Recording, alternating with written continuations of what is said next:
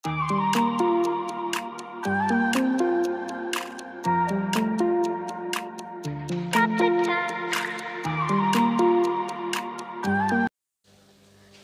Friend, good evening, welcome to our channel. আশা করি তোমরা সবাই ভালো আছো আর আমরাও ভালো আছি। তো বন্ধুরা দেখো, সন্ধেবেলা করে বেরিয়ে পড়েছি।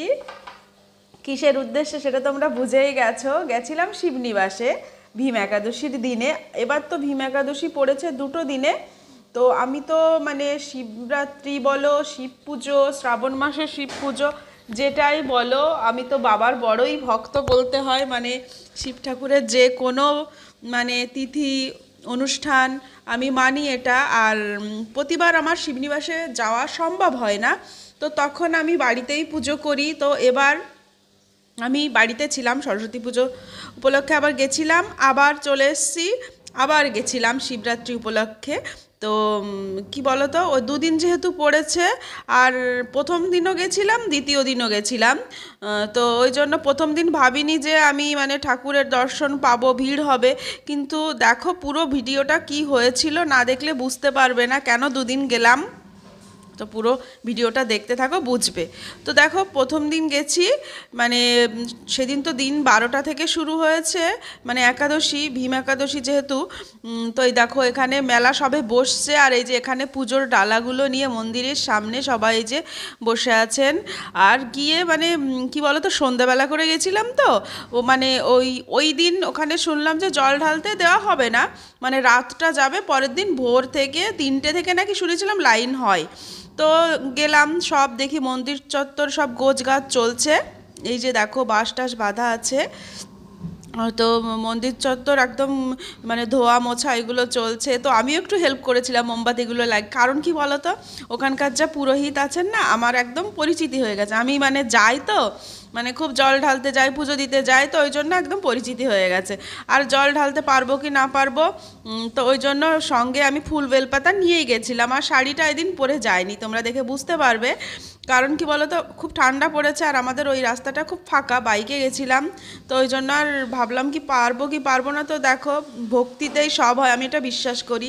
তো নিয়ে গেছিলাম ঠাকুরের নাম করে সব কিছু, তো ফুল বেলপাতা আমি দিতে পেরেছি। আর এই যে দেখো পরের দিন যেহেতু হবে, ওই জন্য পরিষ্কার হচ্ছে। কত লোক মিলে এই যে এখানে দুধ ঢালা হয়।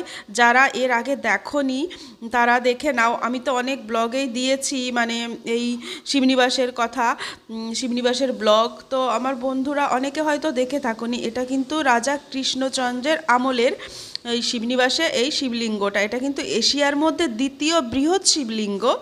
এটা কিন্তু বিশাল মানে বড়, মানে যারা কাছ থেকে দেখোনি একবার এসে দেখে যেও। আর উপর উচ্চতাও খুব মানে প্রচুর, মানে মন্দিরের ভেতরে গিয়ে মাথা একদম পুরোপুরি উঁচু না করলে উপরটা দেখা যায় না। তো যাই হোক, তোমাদের মানে ওখানে রেস্ট্রিকশান থাকে। তো ওই দিন পুরোহিত মশাই ছিলেন আমার একটু চেনা জানা, আর মানে আমাকে মুখ চেনা, আমি গেলেই কথা বলে, তো চেনে যে আমাদের বাড়ি কোথায়, তো গেলে কথা বলে। ওই জন্য আমি একটু রিকোয়েস্ট করেছিলাম যে একটু ছবি তুলবো, তো একটু ভিডিও করব, তো একটু দিয়েছিল। এর অন্যবার লোকজন থাকলে অতটা দেয় না, ওখানে লেখাই আছে যে ছবি তোলা নিষেধ। তো যাই হোক দেখো, এই যে মন্দিরটা যারা দেখোনি দর্শন করে নাও। তারপরে ওখানে না 3টে মন্দির আছে, এর আগেও তোমাদেরকে বলেছি আমি। তো রাম সীতা মন্দির আছে, আর একটা শিব মন্দির, মানে দুটো শিব মন্দির আছে, একটা রাম সীতা মন্দির আছে। আর এই যে দেখো এটা গেছিলাম ফার্স্টের দিনে, আর আগের যে ভিডিওটা দেখালাম ওটা গেছিলাম তার পরের দিনে। এই যে দেখো কত সুন্দর, মানে আমার এখানে গেলে জানো, আমি ওখানে পুরো ধ্যান করে অনেকক্ষণ বসে থাকি, ফাঁকা থাকলে এত ভালো লাগে, মানে ভোলে বাবাকে টাচ করে অনেকক্ষণ বসে থাকি, কি যে শান্তি, সারা দেহটাই যেন একদম ঠান্ডা হয়ে যায়, খুবই ভালো লাগে। কন্টিনিউ যাওয়া হয় না, যেহেতু শ্বশুরবাড়িতে কন্টিনিউ থাকা হয় না। তো আমি আমার হাজব্যান্ডকে বলি, এখানে থাকলে আমি প্রতি সোমবারই আসতাম। আর ছোট থেকে কি বলো তো, এখানে আমার অনেক স্মৃতি, সেই মানে যবে থেকে বুদ্ধি হয়েছে, মানে 2 বছর 2.5 বছর বাবার সঙ্গে আসতাম মেলায় সাইকেলে করে, সে স্মৃতিগুলো না আমার এখনও চোখে ভাসে। আর এই মেলার মূল আকর্ষণ কি বলো তো, এই যে খই, এটাকে কি বলে, আমি আমি ভাবতাম যে পপকর্ন টাইপের, না এটাকে বলে মাইলো না কি একটা বলে। এরা কিনে এনে মুর্শিদাবাদ, এদের বাড়ি আমি জিজ্ঞেস করেছি, মুর্শিদাবাদ থেকে এরা এসে ওই বীজগুলো কিনে, ওই এগুলো হচ্ছে গুড় মাখানো, আর সাদাগুলো তো সাদা বালিতে দিয়ে ভাজে। তো যাই হোক, যারা আসবে কিন্তু এটা কিন্তু মিস করো না, মেলাতে যারা আসবে তারা কিন্তু ওই খইটা কিনে খেও, এখানকার প্রসাদ হিসাবে এটা ধরা হয়। তারপরে গেলাম দেখো রামসীতা মন্দিরে। তো এটাতে মানে এই মন্দিরটাতে জানো একদমই ছবি তোলা নিষেধ থাকে। তো ওই যে তখন ফাঁকাও ছিল, আর মন্দির যেহেতু পরিষ্কার হচ্ছিল, কিছু করার নেই, ঠাকুরকে মানে বলেই নিয়েছিলাম, মানে এটা তো যেহেতু বারণ করা হয়েছে ছবি তোলা নিষেধ, তো আমি ছবি তুলেছিলাম তোমাদের একটু দেখানোর জন্য, যারা আমার দূরে থাকো, দূরের বন্ধুদের জন্য। তো ঠাকুরকে বলেই নিয়েছিলাম, ঠাকুর আমি একটা ছবি তুলবো কি একটু ভিডিও করব, যে আমাকে অন্যায় থেকে মাফ করে দিও। তো যেহেতু লেখা আছে, তো এই যে দেখো রামসীতা মন্দির, এটা না মানে দেখো আমি শুধু রামের চরণ দেখছিলাম যে কত বড়। আর মানে এটা কিন্তু কোষ্ঠী পাথরের, শুনেছিলাম ছোটোবেলায় যে একবার হারিয়ে গেছিলো, কিন্তু সেগুলো আবার ফিরে পাওয়া হয়েছে। তো ওই রামসীতাকে মানে কি বলতো সহজেই দেখা, মানে ছবি তো তুলতে দেয় না, অনেকেই দেখে থাকোনি, যারা দেখে থাকোনি তারা দর্শন করে নিলে আর প্রণাম করে নিও। আর এই যে দেখো এটা হচ্ছে যে বড় মানে বড় ভোলে বাবাকে দেখালাম, মানে খুব যেটা এশিয়ার মধ্যে বৃহৎ, তারপরে আর একটা মন্দির আছে এটা একটু ছোট, বাবা তো সবই একই, কিন্তু সবাই যেটা বলে যে এটা একটু ছোট ছোট, তো এই মন্দিরটাও একটু ছোট মানে বড়টার থেকে। তো আমার কাছে সবই মানে বাবা তো বাবাই, সবই সমান।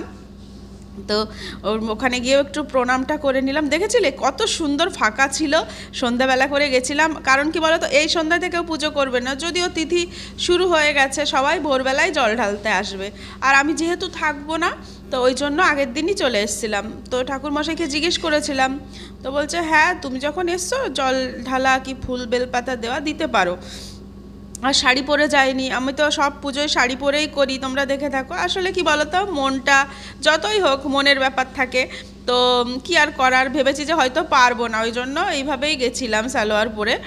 তারপরে দেখো এই যে মেলা না প্রথম দিন সবে বসছে, আর দেখো যারা দূর দূরান্ত থেকে অন্য মেলা ভেঙে তারপরে এখানে এসছে ছোটো ছোটো বাচ্চা, আমি না ওই বাচ্চাটাকে দেখছিলাম, মা বাবা বের করছে, আর বাচ্চাটা দেখো কত সুন্দর, মাত্র ওর বয়স যেন 4.5 বছর।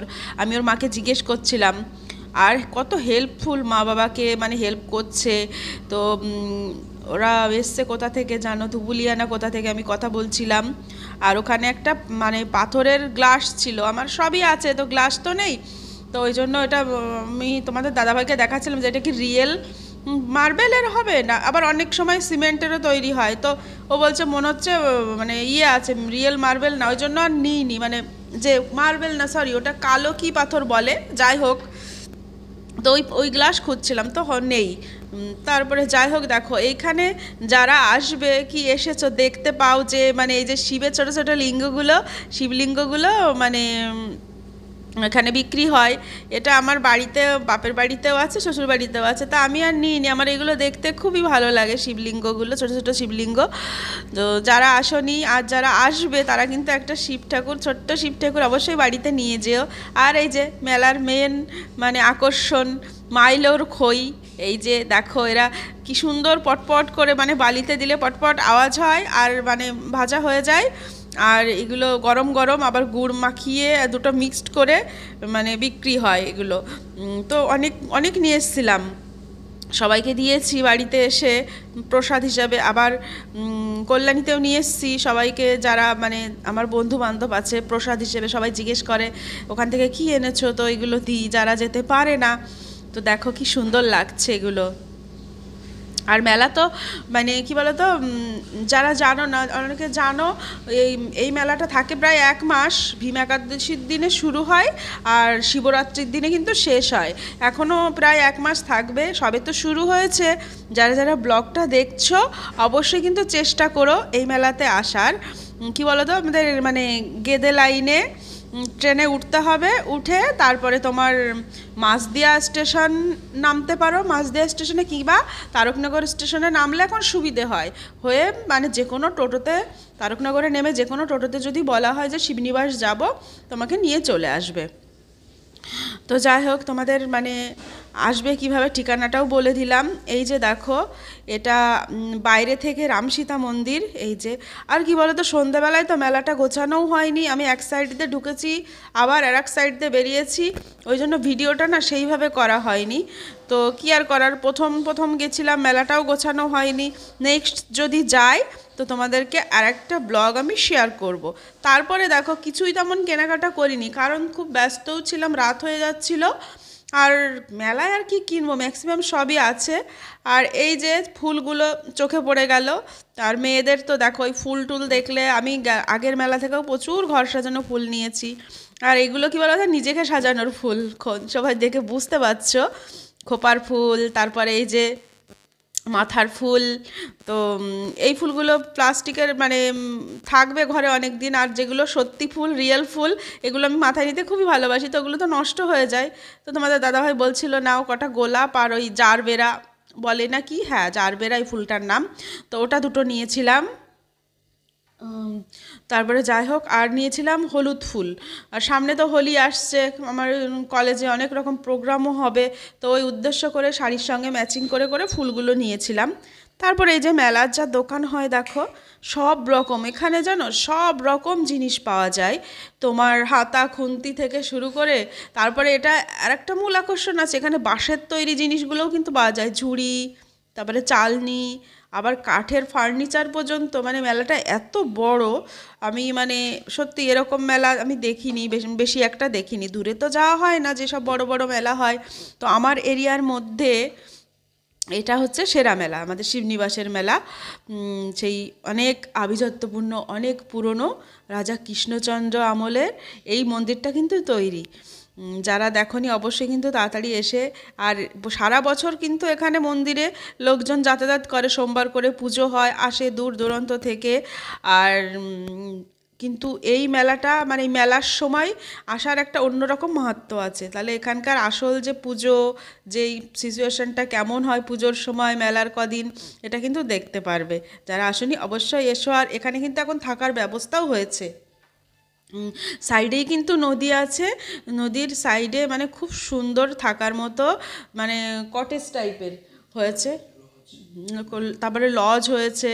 আর সেই কটেজের মধ্যে আমরা একবার গেছিলাম, খুব সুন্দর, মানে তখন নতুন হচ্ছে, মানে সেই মাটির দেওয়ালের মতো আলপনা করা, সেটা অন্য আরেকদিন দেখাবো। আমি কি বলতো, ওই মন্দিরে ঘুরে ঘুরে টাইম চলে যায় আর ওখানে যাওয়া হয় না। তো তোমাদের নেক্সট ব্লগে আমি কিন্তু শেয়ার করব, দিনের বেলায় যাওয়ার চেষ্টা করবো। আর এই বাচ্চাটার সঙ্গে অনেক কথা হয়েছিল, খই ভাজছিল। তো যাই হোক বন্ধুরা, মেলার ব্লগটা আশা করি তোমাদের ভালো লেগেছে। আজ এ পর্যন্তই, টাটা বাই বাই, ততক্ষণ ভালো থেকো, সুস্থ থেকো।